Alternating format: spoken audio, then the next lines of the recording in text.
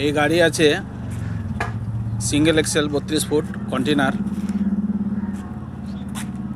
ভাড়া দরকার, ভাড়া যদি লাগে হয় তাহলে বলবেন। এতে আমি ফোন নাম্বারও দিয়ে দিচ্ছি।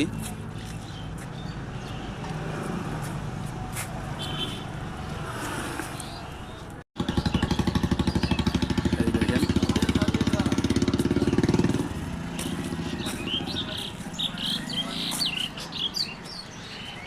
এই গাড়ি নতুন গাড়ি আছে 4 মাসের।